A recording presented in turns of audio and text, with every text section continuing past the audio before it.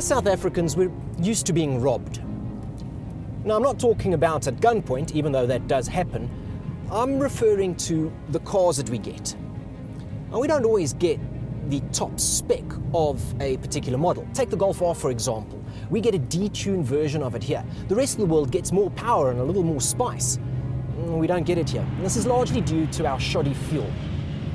The good news is that we're not being robbed when it comes to the new Golf GTI Clubsport.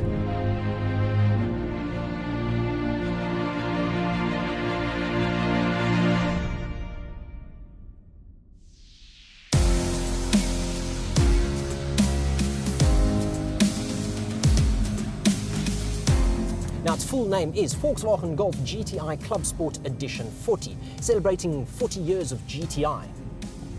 What they should have called it, though, is the GTI that we should have built in the beginning, because this car is dynamite. What makes it so special? Well, we've got a fantastic chassis here. It has been lowered 15 millimeters, and it's been given special dampers and dedicated spring rates to make the most of this vehicle and the power that it makes. Yes, it is still front-wheel drive, and it is mated to a DSG gearbox, and no, we're not going to get the manual, well, not in any time soon. It's also got aerodynamic aids from the front bumper and the rear wing and the side skirt, so it looks a little different.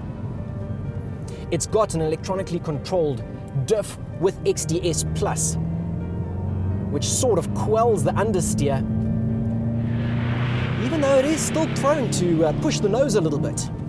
You see, this is because of the power. Our Golf GTI DSG is going to make about 162 kilowatts. The performance pack will make about 169. The Golf R, on the other hand, 206 kilowatts. This GTI, front-wheel drive and DSG, the Clubsport Edition, makes 195 kilowatts. Why? Because it's essentially got a Golf R motor, slightly different state of tune, but it's essentially a Golf R motor. And by doing away with the 4-motion all-wheel drive system, they've shed a bit of weight, so it doesn't feel as heavy and as cumbersome as the Golf R. But here's the party piece. Put your foot down in gears 3 through 6, and you don't have 195 kilowatts and 350 newton meters. You've got 213 kilowatts. Yes, more than the 206 of the Golf R, and 380 newton meters. That really does make this car come alive once it's off the line. But that said, it doesn't particularly battle to get off the line, because they fitted this one with a lovely launch control.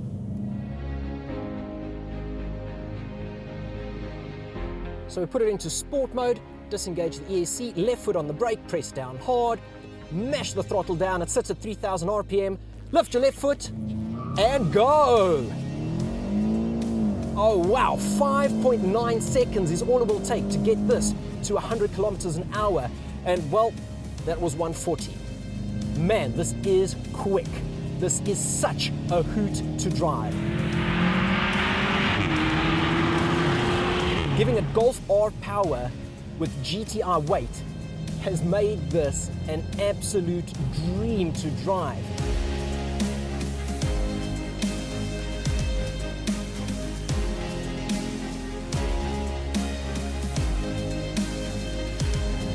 Now the interior has also been spruced up a little bit. We've got this Alcantara trim steering wheel with red stitching and the center marker, door cards in velour and red piping on the floor mats. The seats get a similar treatment, but we've got the optional sport bucket seats here. And it's worth checking the option. They're heated and nice and body hugging.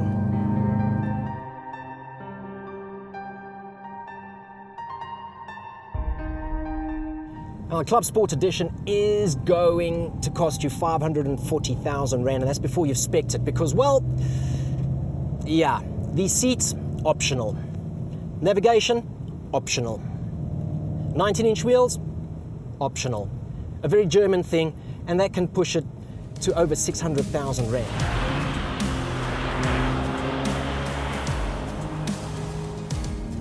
I've never really loved the Golf the way that many South Africans do.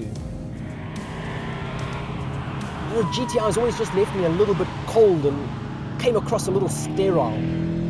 I can tell you though that this Clubsport is fantastic. I really, really like this car.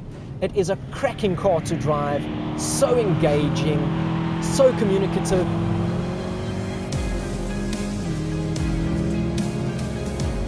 This is motoring. This is a GTI. The embodiment, the soul, the personality, this is iconic.